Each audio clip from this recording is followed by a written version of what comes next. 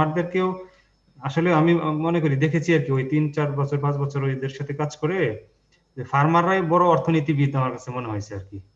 হ্যাঁ, তারা হিসাব নিকাশ করে যে এই বছর কোন ফসল করব, হ্যাঁ, তারপরে সামনের বছর কোন ফসল করব, কোনটা করলে আমার বেশি অর্থনৈতিকভাবে স্বাবলম্বী হব, এই চিন্তাগুলো তারা করে কিন্তু এই ডিসিশন গুলো নেয়। কারণ আলটিমেটলি জমিতে কিন্তু ওদেরই কাজ করতে হয়, হ্যাঁ, কাজ কিন্তু ওনারাই করেন।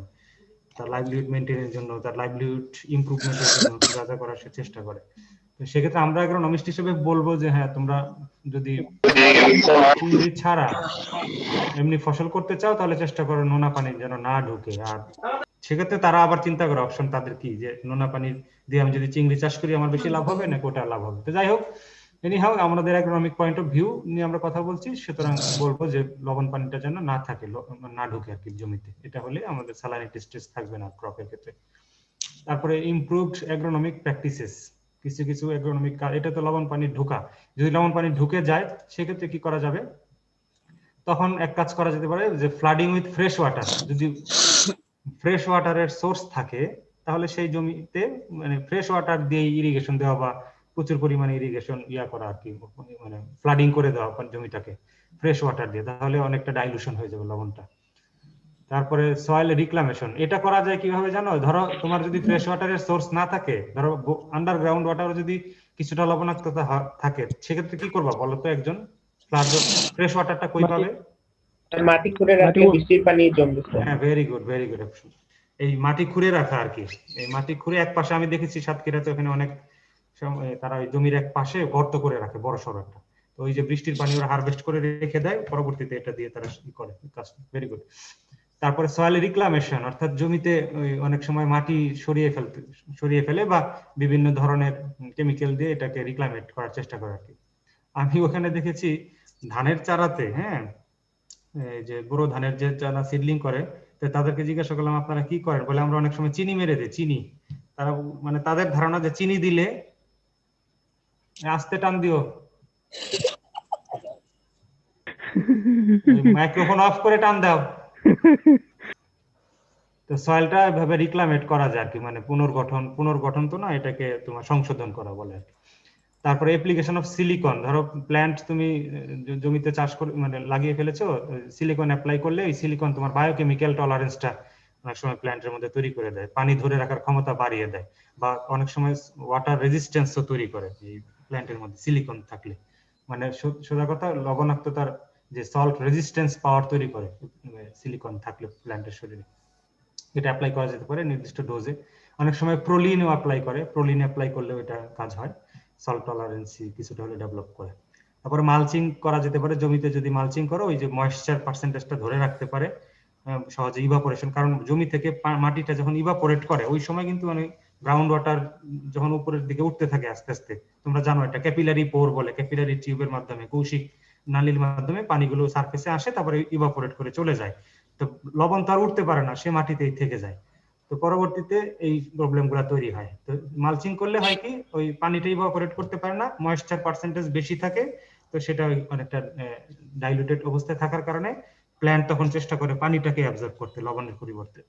তো মালচিং করলেও কিছুটা উপকার পাওয়া যায়।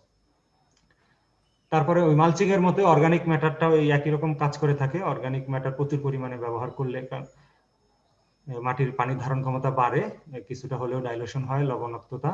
তারপরে scraping and removal of surface soil, যদি বেশি পরিমাণে লবণ, দেখবা কোনো কোনো ক্ষেত্রে জমি সাদা হয়ে গেছে, তুষার পড়লে যেমন সাদা হয় মাটি বা যে কোনো জায়গা, ওই লবণ পড়লেও যে জায়গায় লবণাক্ততা খুব বেশি সেখানে কিন্তু জমির উপরে সাদা স্তর পড়ে যায় লবণের, তো সেগুলো স্ক্র্যাপ করে রিমুভ করে ফেলতে হবে মাটি সহ। তারপরে pre sewing irrigation with good quality. লবণটা কি শুধু স্যার আপার লেয়ারে থাকে? লবণটা আপার লেয়ারে জমা হয়, কিন্তু এই পানির দ্রবীভূত অবস্থায় বিভিন্ন জায়গায় থাকতে পারে সে, কিন্তু জমাটা হয় হচ্ছে আপার লেয়ারে, কারণ ওই যে পানির সাথে সে মাটির উপরে উঠে আসে, পানিটা ইভাপোরেট করে, লবণটা জমা পড়ে যায়। বুঝতে পেরেছো, এইভাবে প্রবলেমটা হয় আর কি।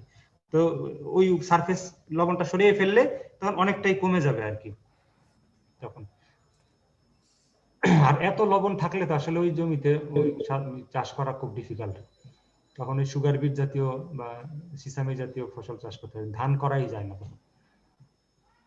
কারণ ওই যে জমিতে লবণ জমে গেছে দেখবা যে সাদা হয়ে গেছে, সেই জমির ইলেকট্রিক্যাল কন্ডাক্টিভিটি তো খুব হাই হবে আর কি, একেবারে ধরো, বা পিপিটি যেটা তোমরা দেখেছো তখন 50-এর উপরে হবে সেগুলো। আর 50-এর উপরে চলে গেলে আসলে করাটা খুব ডিফিকাল্ট, তখন অবশ্যই রিমুভাল মানে কিছুটা হইলেও উপরে লবণ সহ মাটি সরিয়ে ফেলতে হবে। তারপরে লাগানোর আগে irrigation water, good quality water দিয়ে, ওটা আগেরটার মধ্যে ফ্লাডিং এর মধ্যে কিছুটা এখানে মিল আছে। আর planting into a pre flooded field, ওই একই কথা। তুমি পানি দিয়ে আগে জমিটাকে অনেকখানি পানি দিয়ে ভিজিয়ে তারপরে প্ল্যান্টিং করা। Flushing of land with fresh water, এটা হলো এক যে মানে আগের গুলা হচ্ছে তোমার জমিটাতে পানি থাকবে, যেটা তোমার ফ্লাডিং বা প্রি ফ্লাডেড ফিল্ড এগুলা। আর ফ্লাশিং মানে হলো flushing of land with fresh water. তোমরা যে টয়লেট যেমন ফ্লাশ টানো না, ফ্লাশ টানলে কি হয়, ওইটার পানিটা সব চলে যায় আর কি। এখানেও ঠিক তাই, লবণ পানি যদি লবণাক্ততা যদি মনে করো যে তোমার জমিতে আছে, তখন ওই ফ্রেশ ওয়াটার দিয়ে জমিটাকে ধুয়ে দেওয়া আর কি, মানে একদিক থেকে পানি ঢুকাবে আর একদিক থেকে পানি বের করে দিবে, এটাকে বলে ফ্লাশিং, লবণ সহ চলে যাবে পানিটা। আর use of Faro transplanting of rice, এই ক্ষেত্রে রাইসটাকে করা হয় কি গর্তের মধ্যে, মানে নালা করা হয়, নালার মধ্যে রাইসটা লাগানো হয়। এটা করলে অনেক সময় হয়, তখন হয় কি, তোমরা জানো যে ফারো যে চাষ পদ্ধতি আছে, তোমরা টিলেজে পড়ে আসছো এটা। ফারো মানে হলো একটা লাইন হবে নালার মতো, আর পাশে আবার রিজ থাকবে, একটু উঁচু থাকবে। তো যেমন আলুর ক্ষেত্রে যেটা করে, হ্যাঁ, তো ধানের ক্ষেত্রে করতে হবে কি, এটা একটা অ্যাগ্রোনমিক ম্যানেজমেন্ট করে দেখা গেছে এটা মানে ইয়া হয়, ধান চাষ করা যায়, সেক্ষেত্রে তেমন একটা ক্ষতি হয় না। এক্ষেত্রে এক লাইন একটা ফারোর মতো থাকে, ওই ফারোর ভিতরে কিছু ধান লাগানো হয়, আর পাশে থাকে রিজ, উঁচু জায়গা। তো লবণ যদি বেশি হয়, লবণটা তখন ওই ফারোতে না জমে, লবণটা কিন্তু রিজে জমা হয়, কারণ ওই রিজের মাটির ভিতর দিয়ে পানি টিপে ইভাপোরেট করার পর ওই রিজের মধ্যে লবণগুলো জমা হয়। ফারোটা মোটামুটি আনএফেক্টেড থাকে, এটা রিসার্চ করে দেখেছেন আর কি সায়েন্টিস্টরা। এটাও করা যেতে পারে আর কি, মানে প্লেইন ল্যান্ডে সরাসরি ফ্ল্যাট অবস্থায় রাইস চাষ না করে সেটা ফারো করে করা আর কি। স্যার ফ্লাশিংটা কিভাবে করা হয় স্যার? ফ্লাশিংটা জাস্ট একদিক থেকে পানি ঢুকালে তোমার সুবিধা যদি থাকে, অন্য দিক দিয়ে পানিটা বের করে দিলে লবণ সহ পানিটা বের হয়ে চলে যাবে আর কি। আরেক দিক খুলে রাখলে তোমার জমির আইল দিয়ে বেঁধে চতুর্পাশে, পরে একদিক দিয়ে পানি ঢুকালে আর একদিক দিয়ে খুলে রাখলে যেন ওই দিক দিয়ে পানিটা চলে যায়। এটা আসলে ডিফিকাল্ট, কারণ পাশে যদি আরেকজনের জমি থাকে, সে তো সহজে তোমাকে দিবে না তার জমিতে পানি ঢুকাতে। তোমারটা যদি খালের পাশে বা নদীর পাশে বা অন্য কোনো নালার পাশে থাকে, সেক্ষেত্রে এটা সহজ, মানে করতে পারবে। সল্টের প্রবলেম থাকলে তো স্যার সবগুলো একটা রিজনের, হ্যাঁ সেটাই তখন তো এটা ডিফিকাল্ট হয়ে যায় আসলে। এটা স্মল স্কেলে হয়, লার্জ স্কেলে খুব সবাইকে মিলেই ফ্লাশ মিলেই পানি করতে হবে, তখন সবাইকে মিলেই করতে হবে। হ্যাঁ ঠিকই বলছো। স্যার। অর্গানিক ম্যাটেরিয়াল বিষয়টা যে আবার একটু বলতেন। অর্গানিক ম্যাটারটা যখন জমিতে অ্যাপ্লাই করা হয়, তখন সে পানি ধারণ ক্ষমতাটা বেড়ে যায়। মালচিং আর অর্গানিক ম্যাটার মানে কি, মালচিং কিন্তু দুই ভাবে হয়, তোমরা জানো, একটা আর্টিফিশিয়াল, একটা ন্যাচারাল। আর্টিফিশিয়াল এর মধ্যে তোমার কিছু অর্গানিক ম্যাটার আছে, কিছু ইনঅর্গানিক ম্যাটার আছে। যেমন ধরো তুমি যদি কচুরিপানা ব্যবহার করো বা সডাস্ট ব্যবহার করো মালচিং হিসেবে, সেটাও কিন্তু অর্গানিক ম্যাটারের কাজ করে। তো এই ক্ষেত্রে মালচিং এ হচ্ছে অর্গানিক ম্যাটার হচ্ছে আলটিমেট তোমার টার্গেট, ওই ময়েশ্চার পার্সেন্টেজ বেড়ে যাওয়া এবং ডাইলুশন হয়ে যাওয়া, কিছুটা সল্ট টলারেন্স, কিছুটা মানে সল্টের প্রবলেমটা কিছুটা চলে যাবে। আর আমরা যদি শুধু মালচিং এর কথা বলি, আরেকটা মালচিং, সেটা হলো পলিথিন দিয়ে ঢেকে দেওয়া। তো পলিথিন দিয়ে ঢেকে দিলে কিন্তু অর্গানিক ম্যাটার অ্যাড হয় না। হ্যাঁ, সেজন্য মালচিং আলাদা রেখেছি শব্দ, আর অর্গানিক ম্যাটার অ্যাডিং আলাদা রেখেছি। কারণ পলিথিন দিয়ে যদি ঢেকে দাও, সেক্ষেত্রেও কিন্তু ময়েশ্চার পার্সেন্টেজ কিছুটা হলে বেড়ে যাবে, কারণ ইভাপোরেট করতে পারে না পানিটা। সেই ক্ষেত্রে ওই মানে মালচিং এর ব্যাখ্যাটা ওই ক্ষেত্রে ওই রকম হবে যে তোমার অর্গানিক ম্যাটারও অ্যাড করে মালচিং, অথবা ইনঅর্গানিক মালচিং যদি ইউজ করো, যেমন পলিথিন দিয়ে ঢেকে দেওয়া, সেটাও তোমার ময়েশ্চার পার্সেন্টেজ বাড়িয়ে দিয়ে কিছুটা হলেও ডাইলুশন করবে। আর অর্গানিক ম্যাটারের কথা শুধু অর্গানিক ম্যাটার, যেমন যে কোনো অর্গানিক ম্যাটার তুমি যদি কম্পোস্ট, ভার্মি কম্পোস্ট যাই দাও না কেন, সেটাই তোমার পানির ধারণ ক্ষমতা বাড়িয়ে দিবে মাটির, এবং কিছুটা হলেও। আর তোমরা জানো অর্গানিক ম্যাটার বাফারিং এর কাজ করে, বাফারিং করে তোমার ওই যে তোমার কি বলে সোডিয়াম আয়ন বা এই ক্লোরাইড আয়নের মাত্রাটা কমিয়ে রাখতে পারবে আর কি। আর ক্যালসিয়াম, পটাশিয়াম আয়ন গুলোকে বেশি পরিমাণে অ্যাভেলেবল করে দিবে, প্ল্যান্ট সহজে সেটা নিতে পারবে। এইভাবে তার টলারেন্সটাও বেড়ে যায় আর কি। অর্গানিক ম্যাটারের অ্যাপ্লিকেশনটা একটু বলবেন আরেকবার? হ্যাঁ স্যার সিলিকনের অ্যাপ্লিকেশনটা করলে কি হয় একটু বলবেন আরেকবার? সিলিকনটা হয় কি, তোমার প্ল্যান্টের মধ্যে রেজিস্ট্যান্স গ্রো করে, ওই যে বায়োকেমিক্যাল রেজিস্ট্যান্স বলেছিলাম না, টলারেন্স বলেছিলাম না সল্টের এগেইনস্টে। হ্যাঁ, ওই বায়োকেমিক্যাল রেজিস্ট্যান্সটা ডেভেলপ করে কোষের ভিতরে সিলিকন থাকলে। তো যার ফলে ওই সোডিয়াম আয়ন বা ক্লোরাইড আয়ন তখন অত বেশি ক্ষতি করতে পারে না। জি sir, thank you sir. Sir এটা প্রোলিং এর বিষয় বলছিলেন, ওইটা প্রোলিনও এক ধরনের কেমিক্যাল। হ্যাঁ, প্রোলিন দিয়েও অনেক সময় মানে সায়েন্টিস্ট যারা তারা দেখেছে এটা একটা কেমিক্যাল, হ্যাঁ, এটা এটা ব্যবহার করেও কিছু অল্প মাত্রায় আর কি ব্যবহার করে তারা দেখেছে ওই যে সল্টের এগেইনস্টে কাজ করে, টলারেন্সি অনেকটা ডেভেলপ করে আর কি। Proline, PROLIN। আচ্ছা, এইখানে কিছু ফটোগ্রাফ আছে, এই যে জাস্ট সয়েলের উপরে এই লবণ জমে গিয়েছে, এগুলো ফ্লাডিং করতে বলে। আর এটা হলো ফারো ট্রান্সপ্লান্টিং, মাঝখানে যেটা ডান পাশের ছবিটা, এই নিচের দিকে হচ্ছে মানে ফ্ল্যাট ট্রান্সপ্লান্টিং। এটা না করে যদি অনেকটা ফারো ট্রান্সপ্লান্টিং করা যায়, যে দেখো ধানের চারা রেখে দিয়েছে, ওই যে আলুর যেমন ফারো হয়, ফারোতে যেমন করে, এটা ঠিক তাই। এটা রিজে না করে ফারোতে ধানগুলো লাগাবে, ওই যে পানি দেওয়া আছে। পরবর্তীতে হয় কি, যে ডান পাশের নিচের ছবিটা অনেক এটা মিন করেছে, যে যখন লবণটা জমা হয় দেখা গেল ফারোতে কোনো লবণ নাই, কিন্তু রিজে অনেক লবণ জমে আছে, এটা যখন শুকিয়ে যায় আর কি। এই জন্য তাদের মাথায় একটা আইডিয়া আসছে যে ভারতে যদি আমরা ধান চাষ করতে পারি, এই যে নিচের ছবিটা প্লেন ফরম্যাটে না করে ফারো ফরম্যাটে, তাহলে কিছুটা হলেও হয়তো বা এটা অ্যাভয়েড করা যাবে। এই যে salt accumulation on the reach, এই যে দেখো এটা এক্সপেরিমেন্টের একটা রেজাল্ট আর কি। এই যে ফারো করে করা হয়েছিল, যে ফারোর মধ্যে ধান গাছগুলো দেখো ধান টান সবই ঠিক আছে, কিন্তু ফারোতে তো ওই যে আগাছা বা ওই যে মাটি, এবং সেখানে সাদা সাদা যে লবণ জমে আছে, মানে ধানগুলো মোটামুটি আনএফেক্টেড, আর ফারোতে লবণ জমে আছে। তো এইটাও একটা অ্যাগ্রোনমিক ম্যানেজমেন্ট করা যেতে পারে, যে ফারো ট্রান্সপ্লান্টিং অফ রাইস। তো এই যে আমাদের স্যারদের রেজাল্টটা ছিল এরকম, furrow transplanting gave 50% grain yield advantage as compared to flat transplanting. অর্থাৎ অন্তত 50% বেশি ফলন পাওয়া গিয়েছে এরকম ফ্ল্যাট কাল্টিভেশনের চেয়ে। মানে ওই এলাকাতে কোস্টাল বেল্টে যেখানে লবণের প্রবলেম আছে, সেখানে ফ্ল্যাট আকারে চাষ না করে যদি ফারো আকারে করে, তাহলে অ্যাটলিস্ট 15-50% ফলন, ধরো যেখানে 100 কেজি হতো সেখানে 150 কেজি ধান পাওয়া যাবে আর কি, এরকম বিষয়টা। তো এই হলো মোটামুটি সল্ট স্ট্রেস এবং তার অ্যাগ্রোনমিক ম্যানেজমেন্ট। এটা এই লাস্ট স্লাইড। এবারে আমরা আসি, তোমাদের এই চ্যাপ্টার শেষ হয়ে গেল। হ্যাঁ, সল্ট টলারেন্স চ্যাপ্টারটা শেষ, বা সল্ট অ্যালকালি স্ট্রেস এবং তাদের ম্যানেজমেন্ট। আর আরেকটা চ্যাপ্টার আমি পড়াবো, সেটা হলো প্রোডাকশন টেকনোলজি অফ টোবাকো, মানে কাল্টিভেশনের মধ্যে একটা ক্রপ নিয়ে আমি আলোচনা করব। ঠিক আছে, মাথায় তোমরা কি একটু ইয়া করো তাহলে, মানে এখন সল্ট মাথা থেকে ফ্লাডিং করে বের করে দাও আপাতত, টোবাকো ঢুকাও আর কি মাথায়। আবার টোবাকো খাইতে খাইতে ক্লাস করো না কেউ। হ্যাঁ, তা আমি এটাতে যাচ্ছি। হ্যাঁ, আজকের, কারণ টোবাকোতে অনেকগুলো স্লাইড, তো প্রায় 31-32। টোবাকো তো স্বাস্থ্যের জন্য খারাপ স্যার। হ্যাঁ, স্বাস্থ্যের জন্য, এটা আমি প্রথমে বলে নিতে চাইছিলাম, টোবাকো স্বাস্থ্যের জন্য খারাপ, এটা আমিও পছন্দ করি না, কিন্তু তোমাদের সিলেবাসে আছে তাই পড়াইতে হয়, বুঝতে পারছো? সিলেবাসে না থাকলে হয়তো পড়ানো লাগতো না। আর এটা আসলে বাংলাদেশের একটা অনেক বড় একটা অর্থকরী ফসল। এই টোবাকোর উপর বেস করে অনেকগুলো কোম্পানিও হয়েছে, এবং তোমাদের বড় ভাইয়েরা বোনেরা ওখানে কিন্তু চাকরি বাকরিও করতেছে, এবং তোমাদের মধ্যে হয়তো অনেকে ওখানে ভবিষ্যতে হয়তো বা চাকরি করবে। টোবাকো কোম্পানির সার্কুলার আসে স্যার এগ্রিকালচার থেকে ওই যে নেওয়ার কিছুদিন জন্য। আগে আমার সাথে ওরা যোগাযোগ করেছিল যে আপনার কোনো ছাত্র থাকলে আমাদেরকে দিয়েন, চাকরি দিয়ে দিব না। তো আমি আমার আসলে আমাদের চাকরির জন্য ভালো বলবো স্যার এটাকে। এখন এটা তো ব্যক্তিগত, ধরো যারা মুসলমান আছে তাদের ক্ষেত্রে বলে না সুদ খাওয়া হারাম ইসলামে, তো ব্যাংকে কি চাকরি করে না মানুষ?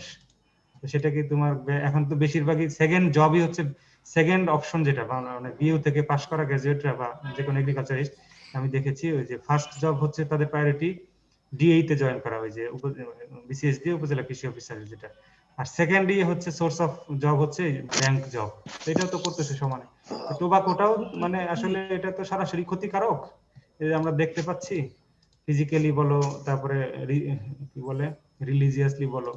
তো এটাও ডিপেন্ড করে আসলে, এটা ব্যক্তিগত ইয়া। তো এখন আমি তোমাদের পড়াবো ঠিকই টোবাকো কাল্টিভেশন প্রসিডিউরটা, কিন্তু ফাইনালি আমার একটা মেসেজ থাকবে তোমাদের কাছে, সেটা পরে আসতেছে।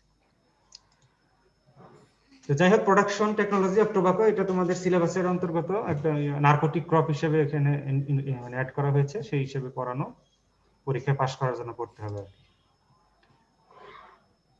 তোমরা এগুলো হয়তোবা জানো, টোবাকো হচ্ছে সোলানেসি পরিবারের অন্তর্গত। এর দুটো টাইপস আছে, আমরা বলি একটাকে নিকোটিয়ানা ট্যাবাকাম, যেটা নেটিভ টু আর্জেন্টিনা, এটাই সারা বিশ্বে বেশি চাষ হয়, ট্যাবাকাম যেটা। আর নিকোটিয়ানা রাস্টিকা, সেটা পেরু, ওই যে সাউথ আমেরিকার দিকে ওদিকে হয় নিকোটিয়ানা রাস্টিকা। রাস্টিকাটা একটু গোল টাইপের হয় পাতাটা, আর ট্যাবাকামের পাতাটা লম্বাটে টাইপের হয়।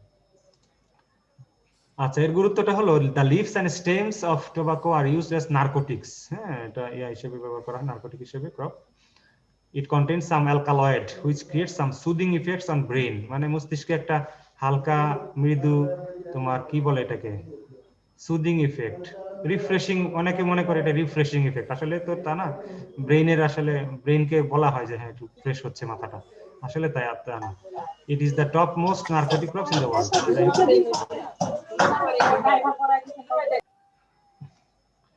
It is an economic crop in Bangladesh and government earns revenue from it. এই কারণে আসলে তোমরা জানো কিনা জানি না, বাংলাদেশ কৃষি গবেষণা ইনস্টিটিউট থেকে একটা প্রোডাকশন টেকনোলজির উপর একটা বই বের করে। ওই বইটার নাম জানো? মানে সমস্ত ধরনের ফসলের, ধান বাদে আর কি। ধানের জন্য তো রাইস রিসার্চ ইনস্টিটিউট আছে, তারপরে পাটের জন্য জুট রিসার্চ আছে, সুগার কেনের জন্য সুগার ক্রপ আছে, কিন্তু এগুলো ছাড়া যে সমস্ত ফসল কৃষি গবেষণা ইনস্টিটিউট থেকে রিলিজ হয় সেগুলোর জন্য একটা কৃষি প্রযুক্তি হাত বই, হ্যাঁ বইটার নাম কৃষি প্রযুক্তি হাত বই। তো সেখানে সব ধরনের ওরা যা যা নিয়ে কাজ করে আর কি, কৃষি গবেষণা ইনস্টিটিউট সমস্ত ফসলের প্রোডাকশন টেকনোলজি এবং তাদের কি কি ভ্যারাইটি তারা আজ পর্যন্ত রিলিজ করেছে, তার কোন সময় চাষ করা হয়, সিডের সমস্ত কিছু আছে। শুধুমাত্র একমাত্র বাংলাদেশে এই নিকোটিয়ানা ট্যাবাকাম বা টোবাকোর উপরে কোনো জাত নাই, অর্থাৎ এটা আসলে টোবাকো নিয়ে আমাদের দেশে গবেষণা হয় না। কিন্তু তাহলে তোমাদের প্রশ্ন আসতে পারে যে স্যার তাহলে বীজ কই পায় কৃষকেরা? বীজটা আসলে বাংলাদেশে তোমরা হয়তো জানো, কুষ্টিয়ার ওদিকে কেউ আসো নাকি টোবাকো চাষ করে, বা নওগাঁর ওদিকে কেউ আসো জানো টোবাকোর বীজটা আসে কোথেকে? এটা গভর্নমেন্ট হয়তো বা পলিসি কোনো।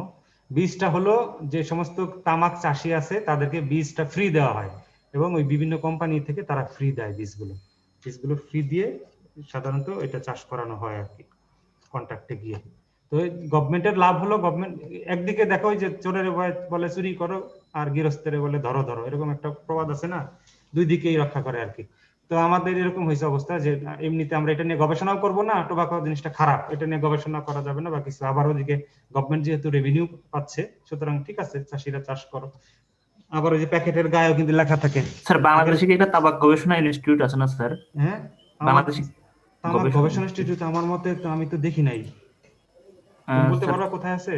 এখানে তো রংপুরে দেখাচ্ছে একটা জায়গায়, তামাক গবেষণা ইনস্টিটিউট রংপুর। আমি তো জানতাম না এটা, আমার উইকিপিডিয়ায় দেখাচ্ছে স্যার। কোথায়? উইকিপিডিয়াতে? আচ্ছা তাহলে পরে এটা দেখুন। আমার তাহলে এটা কত সালে প্রতিষ্ঠিত হয়েছে দেখো তো। বাংলাদেশে তো কোনো জাত নাই, তামাক গবেষণা ইনস্টিটিউট কত সালে ইয়া হয়েছে আর কোন কোন ভ্যারাইটি বের করেছে একটু তাহলে তুমি জানাও। কি নাম জানো তোমার? স্যার নিলয়। আচ্ছা ঠিক আছে, নিলয়। আচ্ছা এরপরে আসো আমরা গভর্নমেন্ট সেটা রেভিনিউ পাই, ইকোনমিক একটা অর্থকরী ফসল সেই হিসেবে। আর আমেরিকাতে সবচেয়ে ভালো কোয়ালিটির তামাক তৈরি হয়, এটা নিকোটিন পার্সেন্টেজ অনেক কম থাকে। আচ্ছা এখন আসো আমরা বিভিন্ন ধরনের তামাক কিন্তু ব্যবহার আছে, কিভাবে ব্যবহার করে তামাক পাতাগুলো। একটাকে এক ধরনের ব্যবহার সিগারেট, এটা তোমরা সবাই জানো, এই যে ছেলে মেয়েকে মানে সবাই জানে এটা। তারপরে আছে সিগারেটস।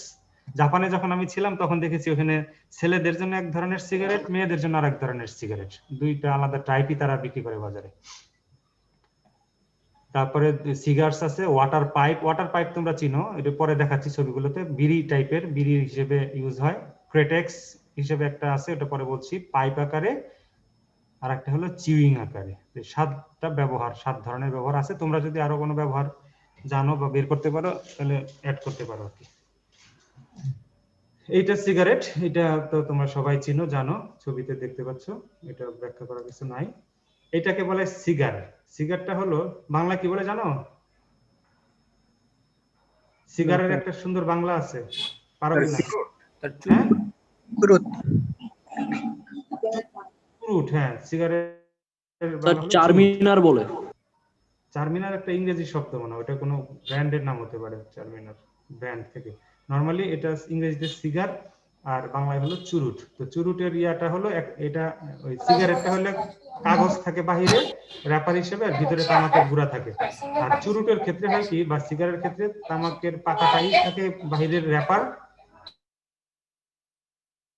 আর ভিতরেও তামাকের তৈরি, বাহিরেও থাকে তামাক পাতা, ভিতরেও তামাকের গুঁড়া, এটাকে বলে সিগারেটস। আচ্ছা এইটা হলো ওয়াটার পাইপ। বাম পাশেরটা ধনী লোকে খায়, সীসাও বলে, আর বাম পাশেরটা গরিবের, ডান পাশেরটা গরিবের হুক্কা বলে আর কি বাংলায়। ওয়াটার পাইপের এটা আগে খেত, এখন জানি না আমি খাই কিনা কেউ। এই হুক্কার প্রচলন আছে কিনা এখন জানা নাই। তোমাদের ওদিকে আছে নাকি? রংপুরে কেউ আছে নাকি? ওদিকে থাকতে স্যার পারে। ঢালি খাই। হ্যাঁ, বানায় না, তার মানে প্রচলন এখনো অনেক জায়গায় আছে আর কি এটা। এরপরে এটা হলো আমাদের সেই বিখ্যাত আকিজ বিড়ি, বিড়ি আকারে ব্যবহার হয় টোবাকো। এটা হচ্ছে তোমাদের কাছে হয়তো নতুন, ক্রেটেক্স বলে এটা, এক্সটার্নাল ইউজটা মানে এটা। আচ্ছা, শব্দ হচ্ছে কারো মোবাইল থেকে, একটু কাইন্ডলি অফ করে দাও মাইক্রোফোনটা।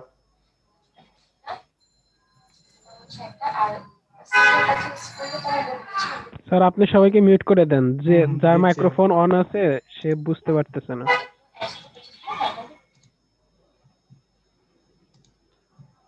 এটা হলো ক্লোভ সিগারেট বলে। ক্রেটেকটা ইন্দোনেশিয়ান একটা টার্ম, এটা লবঙ্গ গুঁড়া করে তামাকের সাথে মিশিয়ে তারপরে এই সিগারেট তৈরি করে আর কি। তো এটাতে সুন্দর একটা ফ্লেভার আসে, তো এই জন্য এটাকে ওরা ক্রেটেক বলে, আর এটা ক্লোভ সিগারেটও বলি আর কি আমরা। আচ্ছা, এইটা হলো পাইপ, এটা তোমরা জানো যে একটা হলো ওয়াটার পাইপ, পানির মাধ্যমে আসে হুক্কা টাইপের যেটা, আর একটা হলো সরাসরি পাইপ যারা ই করে, অনেকে এটা আভিজাত্যের প্রতীক আর কি পাইপ খাওয়াটা তারা মনে করে। আর চিউইং টোবাকো, এটা অনেকে দেখেছে হয়তো বা, যারা জর্দা টাইপের আর কি সরাসরি খায়, তাদের দাঁতের অবস্থা কিন্তু অনেকটা এইরকম হবে। তো তোমরা সাবধানে থেকো আর কি, যে এইভাবে কিন্তু কখনো নিজের দাঁতের ক্ষতি করতে না চাইলে এটা করো না। তো এইগুলো হলো ব্যবহার, এইভাবে তামাকটা ইউজ করা যায়। এখন আমরা ধরো এর প্রোডাকশনের দিকে যাই, কি কি তার ইকোলজিক্যাল কন্ডিশন প্রয়োজন হয়। টেম্পারেচার, এটা হাই টেম্পারেচার আসলে প্রয়োজন। দেখো এখানে লেখা আছে যে মিনিমাম 21 ডিগ্রি টেম্পারেচার লাগে জার্মিনেশনের জন্য, আর অপটিমাম হলো 29 থেকে 32। তার মানে মোটামুটি হাই টেম্পারেচার এর জার্মিনেশন, পরবর্তীতে লিফ গ্রোথের জন্য হাই টেম্পারেচার প্রায় 32 ডিগ্রি সেন্টিগ্রেড লাগে এর প্রয়োজন। তারপরে রেইনফলের কথা যদি বলি, এটা হাই টেম্পারেচার, তার মানে হিউমিডিটিও বেশি লাগবে, এই যে প্রচুর পরিমাণে রেইনফল লাগে। 100 থেকে 115 centimetre with 50 centimetre in growing season is desirable for quality tobacco. কারণ লো রেইনফল যদি হয় তাহলে দেখো কি প্রবলেম গুলো হয়। প্রবলেম হলো নাইট্রোজেনের পরিমাণ বেড়ে যায় টোবাকোর মানে পাতার মধ্যে, নিকোটিনের পরিমাণ বেড়ে যায়, ইথার এক্সট্রাক্ট বেড়ে যায়, অ্যাসিড, ক্যালসিয়াম এগুলো বেড়ে যায়। এগুলো বেড়ে গেলে টোবাকোর ওই যে লিফ কোয়ালিটিটা যেটা বলে আর কি, অ্যারোমা মানে সুন্দর ঘ্রাণ, এগুলো কিন্তু খারাপ হয়ে যায়। আর আরেকটা খারাপ যেটা হয়, লো ইন পটাশ, পটাশের পরিমাণ কমে যায়, অ্যালডিহাইডের পরিমাণ কমে যায়, যার ফলে বার্নিং কোয়ালিটিটা নষ্ট হয়, তামাকটা সুন্দর বার্ন হয় না, অনেক পুড়ে যায় রেইনফল যদি কম হয়। আর মাটির জন্য দরকার হলো, তোমরা জানো যে তামাকের জন্য ইয়া হয়, ওই যে পিএইচ কিন্তু কম দরকার হয়, অর্থাৎ অ্যাসিডিক সয়েল দরকার হয়। আর লুম থেকে সিল্ট লুম, স্যান্ডি লুম থেকে সিল্টি লুম ওয়েল ড্রেনড হতে হবে। এটা একটু খেয়াল করো যে 5.5 থেকে 6.5 এর অ্যাসিডিটির লেভেল আর কি, পিএইচ লেভেল। কিন্তু আবার বেশি অ্যাসিডিটি হলে প্রবলেম আছে, এক্সেস অ্যাসিডিটি 4.5 থেকে 5.5 যদি হয় বা আরো নিচে যদি হয়, সেটা detrimental to quality or yield, because it retards absorption of calcium, magnesium, phosphorus. অর্থাৎ বেশি পিএইচ যদি বেশি কমে যায়, 4.5 বা তার নিচে চলে আসে, তাহলে ক্যালসিয়াম, ম্যাগনেসিয়াম, ফসফরাস এই ইয়াগুলোর কি বলে এলিমেন্ট গুলো অ্যাবজর্পশন হয় না তামাকের শরীরে বা টোবাকো প্ল্যান্টের বা লিফে, যার ফলে আর ম্যাঙ্গানিজ অ্যালুমিনিয়ামটা বেশি হয়, and lead to absorption of manganese aluminium, এগুলো বেশি অ্যাবজর্ব হয়। অর্থাৎ তোমরা পরে আসছো আগে যে সয়েল পিএইচ এর সাথে নিউট্রিয়েন্টের সম্পর্কটা আর কি। সয়েল পিএইচ যত কমবে, তোমার ম্যাঙ্গানিজ অ্যালুমিনিয়াম এগুলার অ্যাবজর্পশন বেড়ে যাবে, ইনটেক বেড়ে যাবে, আর ক্যালসিয়াম, ম্যাগনেসিয়াম, ফসফরাসের ইনটেক কমে যাবে, যার ফলে আলটিমেটলি ব্যাড কোয়ালিটি লিভস তৈরি হয়। এই জন্য 5.5 থেকে 6.5 এর মধ্যে রাখাটা বাঞ্ছনীয় সয়েলের ডিজায়ারেবল পিএইচ। আচ্ছা, তো বাংলাদেশের গ্রোয়িং সিজন হলো in Rabi season from September to April. এই সেপ্টেম্বর মাস থেকে এপ্রিল মাস, এই সময়ের মধ্যে কিন্তু টোবাকোটা কাল্টিভেট করাটা বেটার। আর বিভিন্ন ধরনের ভ্যারাইটিস আছে, যেমন সিগারেট টাইপ যেটা, সেটার জন্য সেসমারিয়া, আরিনাকো, ব্যাট1, C95, হোয়াইট বার্লি ইত্যাদি। Cigar type Sumatra, Jamaica, Manila, কিয়াম। এটা হচ্ছে সুমাত্রা, জামাইকা হলো র্যাপিং এর জন্য, আর ম্যানিলা, কিয়াম হচ্ছে ফিলিং এর জন্য, সিগার টাইপের চুরুট। আর হুকা টাইপের আছে ভেং, সূর্যমুখী, ভেঙ্গি, মাতিহারি, কলসি, T50, এগুলো হলো হুকা টাইপ। আর বিড়ি টাইপের মধ্যে আছে কালিও 49, এগুলো একটু লো কোয়ালিটি হয়, সস্তায় বিক্রি হয়, এই জন্য আলাদা করে করা হয়, এবং নিপোনি। আচ্ছা, এখন তুমি চারা তৈরি করবে কিভাবে? সিড বেড তৈরি করতে হবে আগে। সিড বেডটা হাইল্যান্ডে করাটাই বেটার, এবং যেখানে পর্যাপ্ত আলো বাতাস থাকে এবং পাশাপাশি একটা পানির সোর্স থাকলে বেটার হয়। আর সিড বেডের সাইজ হবে 120 সেন্টিমিটার বাই 300 সেন্টিমিটার, অর্থাৎ 120 সেন্টিমিটার চওড়া আর 300 সেন্টিমিটার লম্বা, এরকম একটা সিড বেড। এরকম 6 থেকে 7টা সিড বেড দরকার হয় 1 হেক্টর জমির জন্য। তুমি যদি 1 হেক্টর জমিতে চারা লাগাতে চাও, তাহলে সেই চারাগুলো তৈরি করতে তোমার 6 থেকে 7টা বেড লাগবে। সেই বেডের সাইজটা হবে এরকম 120 থেকে 120 সেন্টিমিটার চওড়া, 300 সেন্টিমিটার লম্বা, এরকম সাইজের 6টা বেড বা 7টা বেড, যেটা দিয়ে 1 হেক্টর জমিতে চাষ করতে পারবে, চারা লাগাতে পারবে। এর মধ্যে কিছু সার দিতে হয়, কাউডাং যত পারো দিবা, ইউরিয়া 50-60 গ্রাম প্রতি বেডে, পটাশিয়াম সালফেট দিবে 25-30 গ্রাম, আর ছাই জাতীয় কিছু ছাই দিতে হবে, অ্যাশ দিতে হবে 100 থেকে 120 গ্রাম পার সিড বেড। আর সিড রেট একটু খেয়াল করে দেখো, সিড রেটটা অন্যান্য ফসলের চেয়ে কিন্তু এখানেই তার এটা ইউনিক এই টবাকোটা। তোমরা কি বলতে পারবে ধানের সিড রেট কত, ধান যদি তুমি চাষ করতে যাও?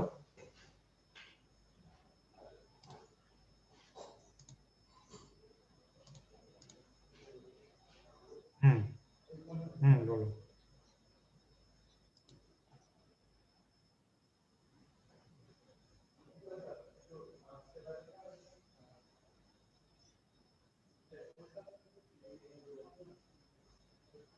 হ্যাঁ, সিড বেডে তুমি আলাদা করে দিলেই বেটার হয়, কারণ এটা তো কয়েকটা সিড বেড। তুমি ওয়েল ডিকম্পোস্ট কাউডাংটাও মানে 8 থেকে 10 টন পার হেক্টর, তো এই রেটটা হিসাব করে তোমার এই যে এটা কত স্কয়ার মিটার হয় তোমার এক একটা সিড বেড, সেই পরিমাণ কাউডাং দিতে পারো আর কি সিড বেডেও, বুঝতে পেরেছো?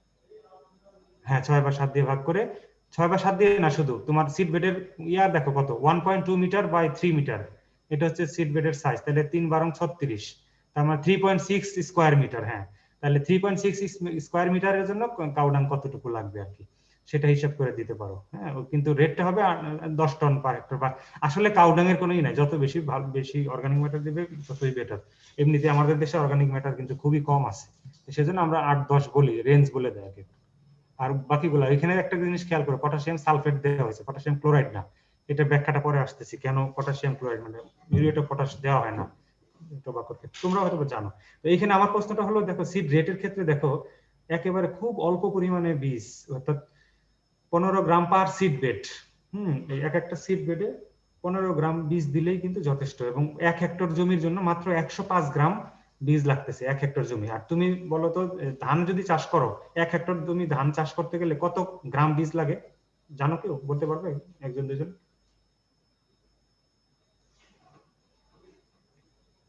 1 হেক্টর জমি ধানের কত গ্রাম? 1 কেজির উপরে। আচ্ছা, একজন 1 কেজির উপরে বললো, আর একজন বলো তো দেখি। হয় নাই, ধারে কাছে হয় নাই। Sir 4 KG. 30 কেজি। একজন বলছে 100 গ্রাম, 500 গ্রাম, আর একজন 4 কেজি, আর একজন হচ্ছে 30 কেজি। এদের মধ্যে একজনের কাছাকাছি হয়েছে। বল, আরেকটা সুযোগ দে, লাস্ট ওয়ান। 10 থেকে 12 কেজি। স্যার 3.5 কেজি বা 3 কেজি? তুমি 4-এর মাঝামাঝি থাকলা। আসলে ওই মেয়েটারটাই ঠিক হয়েছে, 30 কেজির মতো। 30 কেজি। 25 থেকে 35 কেজি, এরকম কখনো কখনো 40 কেজি। তো 30 কেজি বলতে পারি আমরা, কারণ 1 হেক্টর জমিতে তুমি ওই যে ক্যালকুলেট করে আসছো তোমরা আগে, এখন আর ক্যালকুলেশনের সুযোগ নাই, এখন আর ওই হিসাবে যাব না আমরা। সোজা কথা, ধানের জমি যদি চাষ করতে যাও, 1 হেক্টর জমিতে যতগুলো চারা লাগবে, সেই চারাগুলো তোমার অন্তত 25 কেজি থেকে 30 কেজি ধান লাগবে ওই চারা পাইতে। আর এখানে দেখো 25 থেকে 30 কেজি, আর এখানে টোবাকোটা মাত্র 105 গ্রাম। তার মানে কতটা ছোট টোবাকো বীজ, মানে খুবই ছোট আর কি, খুব হালকা, একদম ছোট ছোট। বিফোর সোয়িং সিডস, দেখো এই জন্য বলছে যে এটা করতে হবে একটু পরে, এই সেকেন্ড বা থার্ড লাইনে আছে। তার আগে একটু শুনে নাও, 8 ঘন্টা ভিজাতে হয় রাত্রেবেলা, সারা রাত ভিজিয়ে রাখলে। তারপরে এই দেখো, ওয়েট অফ 10 বা 12,000 সিডস হচ্ছে 1 গ্রাম, মানে 1 গ্রাম বীজে মাত্র বলতেছি, মানে 10 থেকে 12,000 বীজ থাকে। তার ফলে খুবই ছোট ছোট বীজ, এবং টোটালি 105 গ্রাম বীজ হলেই যথেষ্ট। Therefore seed should be sown by mixing with. এখন তুমি যদি এটা সরাসরি বীজ বপন করতে যাও, এটা কিন্তু এক জায়গায় সব বীজ পড়ে যেতে পারে। হ্যাঁ, তো ইভেনলি তুমি যদি ডিস্ট্রিবিউট করতে চাও সিড বেডে, তখন ওই যে ছাইয়ের সাথে বা বালির সাথে মিক্স করে তারপরে কিন্তু টোবাকো বীজটা সোয়িং করতে হবে। এটা হচ্ছে গুরুত্বপূর্ণ আর কি। পরবর্তীতে এটা হাত দিয়ে চেপে দিতে হবে বা জমিটা মাটি দিয়ে ঢেকে দিতে হবে। এরপরে আসো আমরা মেইনল্যান্ড প্রিপারেশনে যাই। It is better to open the soil before 1 month, 1 মাস আগেই জমিটা মানে প্রস্তুতি শুরু করতে হবে। ডিপ প্লাইং করতে হবে, কারণ টোবাকো লিফ, তোমার টোবাকো গাছের যে শিকড় এটা বেশ গভীরে যায়। সেজন্য আমরা ধানের ক্ষেত্রে 10 থেকে 15 সেন্টিমিটার বলি, কিন্তু এই ক্ষেত্রে দেখো ডেপথ অফ প্লাইং হবে 20 থেকে 22 সেন্টিমিটার, অর্থাৎ ধানের শিকড়ের চেয়ে প্রায় দ্বিগুণ গভীরে কিন্তু টোবাকোর শিকড়টা মাটির নিচে যায়। এই জন্য ভালোভাবে প্রিপারেশন করতে হবে। এরপরে করে তারপরে ট্রান্সপ্লান্টিং করার সময় কয়েকটা বিষয় খেয়াল রাখতে হবে। প্রথম কথা হলো যে সিডলিংটা সাধারণত মিড অক্টোবর থেকে মিড নভেম্বরের দিকে লাগানো হয়। পরবর্তীতে যখন 8 থেকে 10 সেন্টিমিটার, 8 থেকে 10 সেন্টিমিটার লম্বা হয় বীজ চারাগুলো, তখন সেটাকে ট্রান্সপ্লান্ট করতে হবে। এবং সবচেয়ে ভালো হলো বিকেল বেলা ট্রান্সপ্লান্ট করা। বিকেল বেলা ট্রান্সপ্লান্ট করলে হবে কি ওই সারা রাতে, কারণ তোমরা জানো যে দিনের বেলা যদি ট্রান্সপ্লান্ট করে তাহলে ওই স্টোমাটা খোলা থাকে বিধায় ওই ট্রান্সপিরেশন হয় ওই চারা থেকে হয়ে একদম নেতিয়ে পড়ে যায়। আর বিকেল বেলা লাগালে হয় কি তোমার সন্ধ্যা হবে এবং স্টোমাটা ক্লোজ হয়ে যাবে, পানিটা আর বের হয় না এবং সে ওই উইথস্ট্যান্ড মানে টিকে থাকার ক্ষমতাটা তার অনেক বেড়ে যায়। এই জন্য বেশিরভাগ চারাই, যে কোনো চারা, ফসলের চারা সাধারণত বিকেল বেলা লাগানোটাই better. After transplanting water should be applied, যাই এটা তোমরা জানো, পানি দিতে হবে অবশ্যই। তোমরাও জানো যে কোনো সবজি চারা তুমি যদি লাগাও এটা পানি দিতে হয়। Watering should be done for a week in the morning and evening at the base of the seedlings. প্রথম এক সপ্তাহ সকালে এবং বিকেলে পানি দিয়ে যেতে হবে, যেন পানির অভাবে, কারণ শীতকাল অক্টোবর নভেম্বরের দিকে যেহেতু লাগাবে তখন তো বৃষ্টি থাকে না, শুকিয়ে যাবে, ড্রাই আবহাওয়া, ড্রাই ওয়েদার, তো সেক্ষেত্রে পানি দিতে হবে দুবেলা। আর হলো এই যে shading is necessary for 3 to 5 days from sunshine, যেহেতু সূর্যালোক থাকে তখন অনেক ভালো সূর্যের আলো থাকে, তো ছায়া দিলে বেটার আর কি, তা না হলে ট্রান্সপিরেশনটা বেশি হবে দিনের বেলা। তো এই যে আসলে টোবাকো কাল্টিভেশন একটু কষ্ট আছে এবং অনেক প্রসেস আছে, পরে আসতেছি আমরা সেগুলো। এটা হলো ট্রান্সপ্লান্টিং এর সময় খেয়াল রাখতে হবে এই পয়েন্টগুলো। আর এক এক টোবাকোর জন্য আসলে এক এক রকম স্পেসিং হয়, ছোট বড় হয়, তো সবচেয়ে বড় স্পেসিং প্রয়োজন হয় সিগার টাইপের। সিগার র্যাপিং এর জন্য 90 সিগার র্যাপিং যেটা, হ্যাঁ 90 সেন্টিমিটার দূরে দূরে লাইন, 60 সেন্টিমিটার দূরে দূরে হচ্ছে তোমার প্ল্যান্ট। আর সিগার মিক্সচার যেটা ভিতরের জন্য সেটা হচ্ছে পাতা গুঁড়া করা হয়, তো ওটার জন্য এর চেয়ে কিছুটা কম, 75 × 60। আর সিগারেট টাইপের জন্য একই 75 × 60। আর সবচেয়ে হচ্ছে বিড়ি এবং হুক্কা, ওগুলা গাছ বেশি বড় হয় না, ছোট টাইপের হয়, যার ফলে কম স্পেসিং এই তাদের কভার করা যায়, বেটার হয়।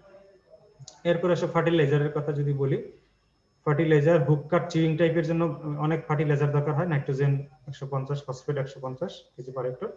তারপরে সিগার র্যাপারের জন্য মোটামুটি ভালোই লাগে, কাউডাং দিতে হয় অনেক, নাইট্রোজেন 125, ফসফেট 112, পটাশিয়াম 224। আর ফ্লুকিউড সিগারেট, এটা পরে আসতেছি, ফ্লুকিউডটা সিগারেট টাইপের জন্য দিতে হয়, কিছুটা কম লাগে আর কি, নাইট্রোজেন অনেক কম লাগে, 25, 50, 50। টোবাকো ফার্টিলাইজেশনের ক্ষেত্রে কিছু মূলনীতি মেনে চলতে হয়, যেটা আগে বলেছিলাম যে কেন পটাশিয়াম সালফেট আমরা দিচ্ছি, পটাশিয়াম ক্লোরাইড না, বা অ্যামোনিয়াম সালফেট দিতে হয় ইউরিয়ার পরিবর্তে অনেক সময়।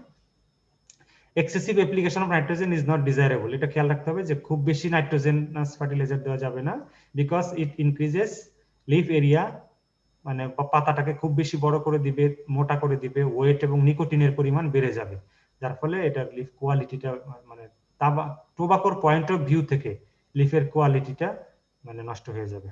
Nitrogen should be applied as ammonium sulphate, urea না দিয়ে অ্যামোনিয়াম সালফেটের হিসাবে দেওয়াটা বেটার। এরপরে আসে এক্সেস অ্যামাউন্ট অফ ফসফরাস অ্যাপ্লিকেশনও খারাপ, brings premature of leaves, তাড়াতাড়ি মানে পাতাটা ম্যাচিউর হওয়ার আগে মানে আগেই হয়ে যায়, সময় যে সময়টা টার্গেট করা আছে সেই সময়ের আগেই মানে পেকে যায় আর কি, ম্যাচিউর হয়ে যায়, and thus deteriorate burning quality. আর পটাশিয়াম ক্লোরাইডটাও শুড নট বি অ্যাপ্লাইড, মানে মিউরেট অফ পটাশ অ্যাপ্লাই করা যাবে না in tobacco, because it increases the chlorine in leaves, ক্লোরিনের পরিমাণ পাতায় বেড়ে যায়, যেটাও ঠিকমতো মানে বার্নিং হ্যাজার্ড তৈরি করে, ঠিকমতো হয় না।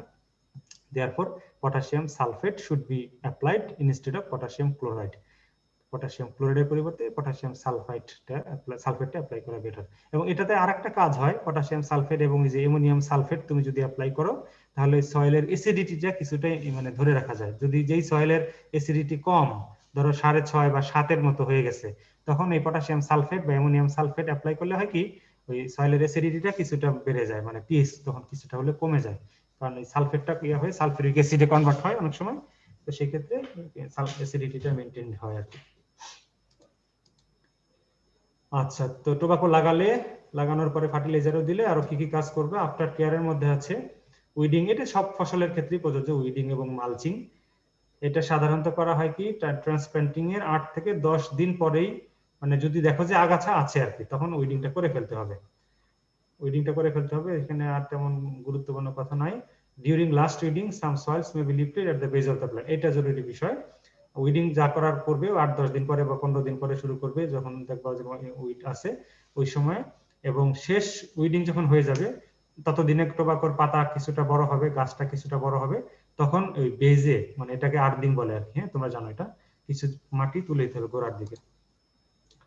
এরপরে টপিংটা গুরুত্বপূর্ণ টোবাকোর ক্ষেত্রে, এটা মানে এর জন্য এক্সেপশনাল একটা মানে ইন্টারকালচারাল অপারেশন। যেহেতু টোবাকো, তোমরা জানো যে টোবাকো হচ্ছে day neutral crop. Day neutral মানে কি বলো? দিন নিরপেক্ষ। দিন নিরপেক্ষ তো বাংলায় শর্ট ডে লেন্থ বা লং ডে লেন্থ এটার কোনো ইফেক্ট ফেলবে না এটার উপর। কিসের উপরে? মানে এই যে ফ্লাওয়ারিং এর উপরে। ফ্লাওয়ারিং, এটাই কিওয়ার্ড। গুরুত্বপূর্ণ শব্দটা হচ্ছে ফ্লাওয়ারিং। অর্থাৎ টোবাকোর ফুল আসার ক্ষেত্রে এর দিনের দৈর্ঘ্যের কোনো প্রভাব নাই, যে কোনো সময় ফুল আসতে পারে। এটা মানে একটা নির্দিষ্ট সময় পরে তার ফুল আসবে। যাই, তো ফ্লাওয়ার্স অকার্স এই যে দেখো 50 থেকে 70 দিন পরে, তুমি যখনই লাগাও 50 বা 70, ভ্যারাইটি টু ভ্যারাইটি ভ্যারি করে, 50 থেকে 70 দিন পরে তার এমনিতেই ফুল চলে আসবে আর কি, যেহেতু ডে নিউট্রাল ক্রপ। তাহলে এখন যেটা খেয়াল করতে হবে, to increase the yield and quality of tobacco leaf, যদি ফলন এবং কোয়ালিটিটা ভালো করতে চায় তাহলে করতে হবে এই যে breaking of top most bird, একদম উপরের যে গ্রোয়িং পয়েন্ট যেটা আছে সেটাকে ভেঙে দিতে হয়। With some leaves is called topping, অর্থাৎ একদম টপে যে মানে গ্রোয়িং অংশ থাকে কুড়ি যেটা, সেটা আর ছোট ছোট একটা পাতা সহ ভেঙে ফেলতে হয়, এটাই টপিং বলা হয়। At the time of topping 3 to, এটা খেয়াল রাখতে হবে, 3 to 4 leaves from the base of plant should be removed, গোড়ার দিকেরও 3-4টা পাতা এগুলোকে সরিয়ে ফেলতে হবে। এগুলোকে পয়জনাস লিফ বলে বা পয়জন লিভস বলে। এগুলোর কোয়ালিটি খুব একটা ভালো হয় না, এটা আসলে মানে একেবারে ম্যাচিউর হয়ে যায় আর্লি, সেজন্য এগুলা লিফের কোয়ালিটি একদমই থাকে না, তো এই জন্যই পয়জন লিফ বলে আর কি। তো উপরে টপিং এর সময় নিচের 3-4টা পাতাও সরিয়ে ফেলতে হবে। আর মাঝামাঝি 15 থেকে 16টা পাতা আসলে রাখা হয় ভবিষ্যতের ম্যাচিউরিং এর জন্য। এই 15-16টা পাতাই কালেক্ট করা হয় পরবর্তীতে। আচ্ছা, টপিং এর সাথে আরেকটা শব্দ জড়িত আছে বা আরেকটা কাজ, ডিসাকারিং। তুমি যখন টপিং করবে অর্থাৎ উপরের অংশ ছিঁড়ে ফেলে দিবে, কেটে ফেলবে, তখন এই যে এপিক্যাল ডমিনেন্স বলে। After topping some axillary leaves are born. Axillary মানে যে নিচে যে স্টেমের যে পাতা থাকে, পাতার গোড়া থেকে কিছু কিছু মানে স্টেমের মতো বের হয় বা পাতার মতো আবার বের হয়, অক্সিলারি লিভস বলে এটাকে। মানে উপরের অক্সিনটা যখন হরমোনটা তুমি ই করে দিলে at the base of the leaves due to lacking of formation of the hormone auxin, অর্থাৎ তুমি যখন উপরের পাতাটা ছিঁড়ে ফেলে মানে টপ অংশটুকু, তখন তার গ্রোথ হরমোনটা অক্সিনটা রিলিজটা বন্ধ হয়ে যায়। বন্ধ হয়ে যাওয়ার পরে ল্যাটারাল চাপ পড়ে আর কি, এই জন্য অক্সিলারি লিভস তৈরি হয় স্টেমে। গোড়া মানে স্টেম থেকে একটা পাতার থেকে গোড়া থেকে আরো অন্য পাতা তৈরি হতে পারে, বা ওই স্টেম থেকেও আরো ছোট ছোট নতুন পাতা তৈরি হতে পারে। এই পাতাগুলা কিন্তু harmful for the rest of the leaves, কারণ অলরেডি তোমার 15-16টা পাতা আছে, এখন এগুলোর মাঝে যদি আরো 2-একটা পাতা বের হয় সেগুলা এই পাতার জন্য ক্ষতিকর। সেই জন্য সাথে সাথে করতে হয় কি, টপিং এর সাথে কয়েকদিন পরে হ্যাঁ এই ডিসাকারিং এ করে ফেলতে, এইগুলাকে সাকার বলে অনেক সময়, এইগুলাকে সরিয়ে ফেলতে হবে। Therefore after topping desuckering should be done every 7 to 10 days. It is laborious job and it costs much. এই জন্য বললাম যে টোবাকো কাল্টিভেশনটা কিন্তু মানে কঠিন আছে, এই ম্যানেজমেন্ট গুলো না করলে টোবাকো লিফের কিন্তু ভালো দাম পাবে না কৃষকেরা, তাই সেজন্য তারা এটা করতে বাধ্য হয় আর কি।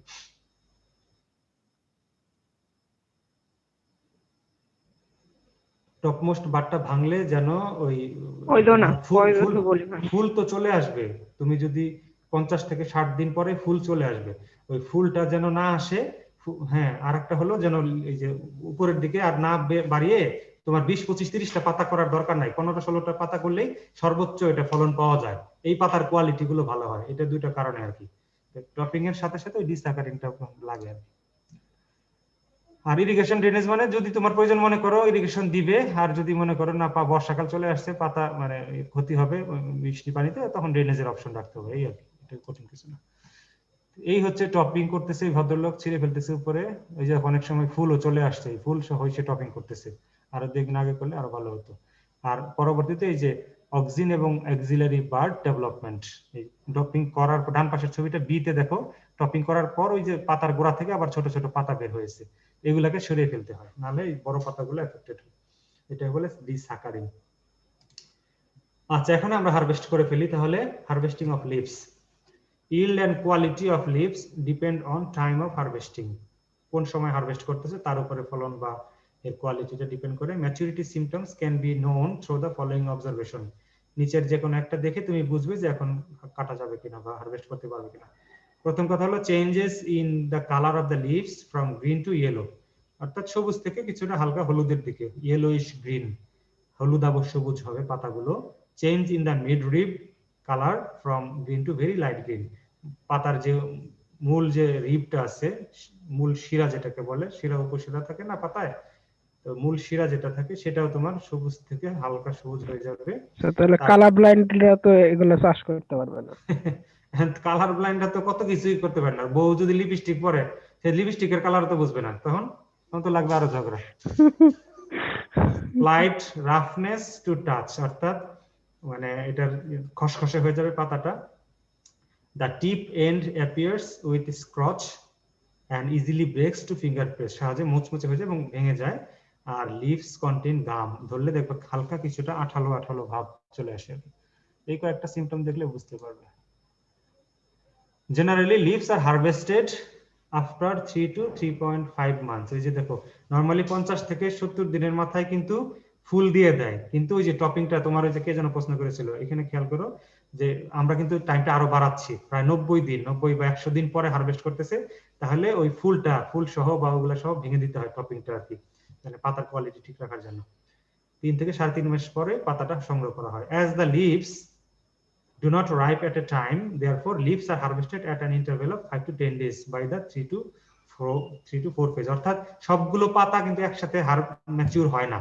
মানে হারভেস্টিংও তুমি একসাথে ধান যেমন গোড়া থেকে কেটে নিয়ে এসে একবারে মারাই টারাই করে ঝামেলা শেষ, এখানে তা না। যেহেতু কিছু পাতা আগে হয় কিছু পাতা পরে হয়, তাহলে হারভেস্টিংটাও কিন্তু আগে পরে করতে হয়। তো মোটামুটি 5 থেকে 10 দিন পরে পরে এই যে 3-4টা, অর্থাৎ 16টা পাতা যদি হয় তাহলে 3 বারে বা 2 বারে 5টা করে পাতা যদি তুমি হারভেস্ট করো তাহলে 3 বারে হারভেস্ট করতে হবে। 16 বা 17টা বা 20টা পাতা যদি টোটাল থাকে আর কি, এইভাবে করা। The harvesting is started from the base of the plant. Normally 3 থেকে 4টা leaves are harvested at a time, এই যে যেটা বললাম। This technique of harvesting is called priming. এটা খেয়াল রেখো, এই সিস্টেমটা হলো প্রাইমিং আর কি, ধাপে ধাপে করা। After harvesting, leaves are kept in shadow to avoid the burning of sunshine. অর্থাৎ পাতাটাকে হারভেস্ট করার পরে ছায়াতে রাখতে হয়, সরাসরি সূর্যের আলোতে রাখা যাবে না, রাখলে কিন্তু এটার কোয়ালিটিটা নষ্ট হয়ে যায়। এরপরে আসো কিউরিং। তো কিউরিং তাহলে আমরা এই আজকে না পরে আগামী ক্লাসে কিউরিং করে আমরা শেষ করে দেবো ইনশাআল্লাহ। শুধু একটু মনে রাখো যে কিউরিং হলো এমন একটা প্রসেস। টোবাকোর হারভেস্ট আমাদের শেষ, এখন পোস্ট হারভেস্ট কিছু আলোচনা আছে, ওটাও মোটামুটি বেশ কয়েকটা স্লাইড আছে, এটা আগামী ক্লাসে আমরা ডিটেইলস করব। শুধু টার্মটা মনে রাখো যে আগামী ক্লাসে আমরা কিউরিং পড়াবো। তবে কিউরিংটা কি জিনিস শুধু মনে রাখো যে কিউরিং হলো এমন একটা প্রসেস যেখানে ড্রাইং হয়, শুকায়, decomposition of chlorophyll until the green colour disappears from the leaf, changes in the nitrogen compounds including release of ammonia, hydrolysis of starch into sugars and fermentation of sugars. সোজা কথা, তামাকের পাতাটা রেখে দেওয়া হয়, সেটা শুকাবে, তার মধ্যে ক্লোরোফিলটা ডিকম্পোজ হবে, পরবর্তীতে কিছু কেমিক্যাল চেঞ্জ আসবে এর মধ্যে। হ্যাঁ, কেমিক্যাল চেঞ্জ হয়ে হাইড্রোলাইসিস অফ স্টার্চ সুগারে পরিণত হয় এবং ফার্মেন্টেশন হয়ে যায়। এগুলো হলেই কিন্তু আলটিমেটলি টোবাকো পাতাগুলো খেয়ে তারা মজা পায় আর কি। তো সেই বিষয়গুলো আগামী ক্লাসে আমরা আলোচনা করব।